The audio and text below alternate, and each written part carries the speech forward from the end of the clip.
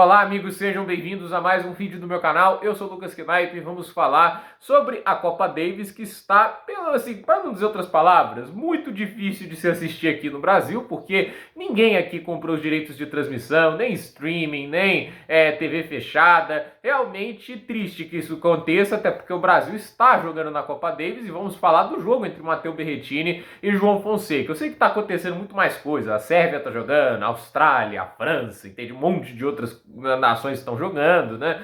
Mas eu queria dar um destaque aqui pro João Fonseca, né? Porque assim, eu só tô conseguindo acompanhar alguns jogos, né? E assim, eu queria acompanhar muito esse jogo contra o Matteo Berrettini, pelo fato de ele estar enfrentando um tenista do primeiro escalão, né? Tipo, eu vou, assim, o primeiro escalão eu vou colocar não prateleiras e tudo isso. Sei que hoje o tênis tem uma elite, que você coloca lá o Sinner, o Alcaraz, né? Não sei se dá pra colocar o Djokovic hoje, né? Mas vamos dar uma colher de chá pro Medvedev e Zverev, porque são tenistas muito acima da média, né? Mas assim, o Berrettini é um cara que já foi finalista em Wimbledon, duas semifinais no Australian Open, no US Open, quartas de final em Roland Garros. O cara tem uma carreira de bastante respeito em grandes lãs. É um tenista regular, sólido, extremamente inteligente. Óbvio, tem problemas ali que a gente vai comentar um pouco sobre essa partida. E é um ótimo teste para o João Fonseca, que é um tenista em formação. Tá com os 18 anos dele agora, completou 18, né? E assim, ele tá fazendo aí os seus passos para ingressar no tênis profissional da maneira mais competitiva possível. E ele já subiu mais de 500 posições do ranking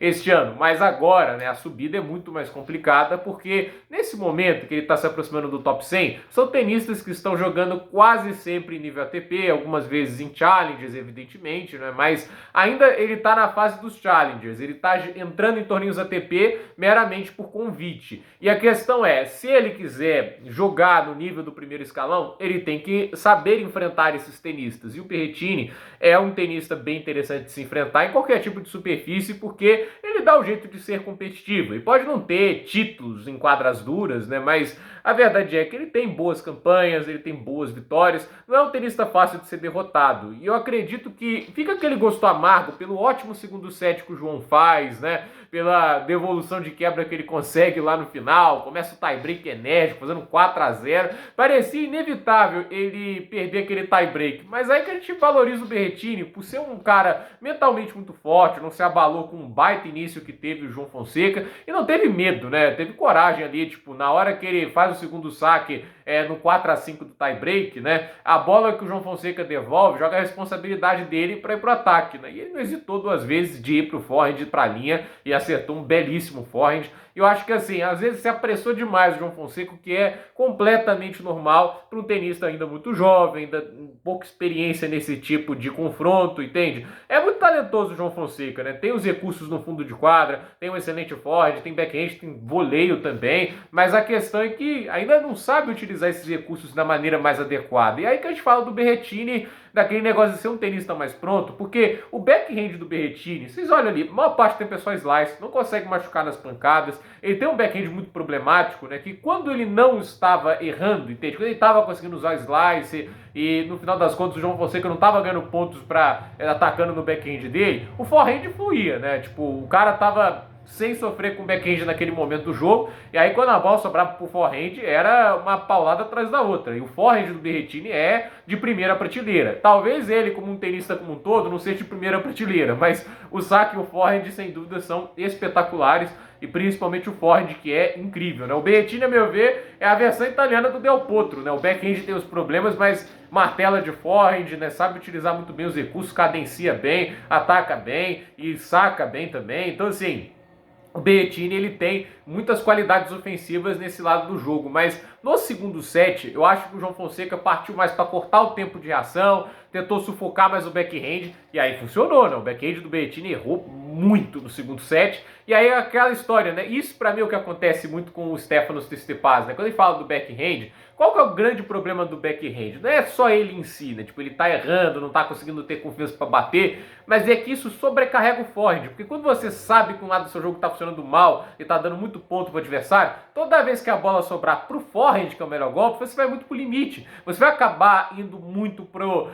pra tentar o winner, e aí você tem aquele cálculo que assim, ou você consegue o winner, ou você dá o ponto no erro erro não forçado. E aí o Berrettini, nesse segundo set, ele tinha ainda o forehand machucando quando podia, mas ele estava errando mais. Ele não estava conseguindo bater com a mesma convicção, porque ele estava mais pressionado. Porque toda vez que o João Fonseca entrava rápido no backhand, ele não estava conseguindo achar muita saída. Então, assim, ele tem que ser inteligente, escolher melhor o momento na hora de atacar. E o João Fonseca fez um segundo set muito bom. A gente está falando de um garoto de 18 anos, que cresceu no jogo contra um cara do nível do Matteo Berrettini. E assim, você tem que arrumar saídas. E eu acho que aí tem que dar o crédito ao Berrettini, né? O João Fonseca cresceu no jogo. Eu acho que assim, ele mostrou algo, por exemplo, vocês que adoram ver eu falar do Popin, ele não conseguiu ontem contra o Humbert, por exemplo, né? Ontem teve o jogo Austrália e França, a Austrália avança, mas a vitória da França foi do Humbert contra o Popin, num jogo que eu não esperava um placar de 6-3, 6-2.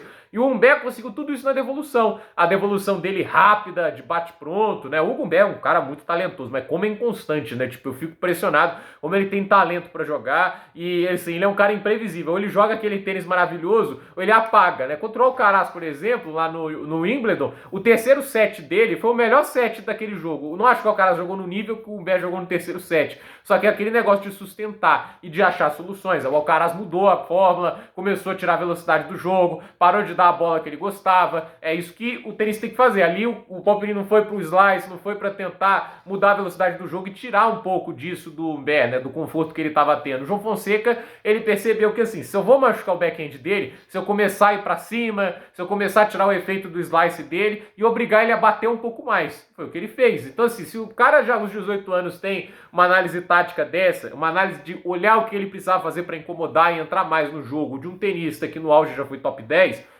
mostra que ele tem o molho, né? Mostra que ele tem os ingredientes para ser grande no futuro. Mas o tie-break é uma demonstração que ainda falta lá lapidação, né? Porque apressou demais alguns pontos, tentou pressionar demais o Berrettini em alguns momentos e às vezes faltava mais paciência de jogar a responsabilidade para outro lado, algo que o Berrettini fez com maestria. Então, assim, o Berrettini é um tenista mais pronto, né? Tipo, é um cara mais pronto para produzir agora. Mas o potencial do João Fonseca é muito legal. Eu achei esse jogo, assim, bem interessante. O primeiro set, obviamente, foi aquele negócio, não conhecia o adversário direito. Assim, uma coisa é você olhar na TV o que o cara joga, entende? Entender o que alguns tenistas fizeram para incomodá-lo. A outra é colocar isso em prática, né? E o Berrettini, a gente sabe que é um tenista muito forte, né? Então, o primeiro set foi ruim, mas o segundo set eu me impressionei bastante porque ele mostrou personalidade, equilibrou o jogo. Eu consegui imaginar ali, quando ele faz 4-0 no tie-break, ó, terceiro set, quem sabe, né? Mas é aqueles momentos que você entende, né? Que ainda falta algo, porque ele perdeu o controle do tie-break, aí impacta na mente, né? Você tava com um tie-break em vantagem,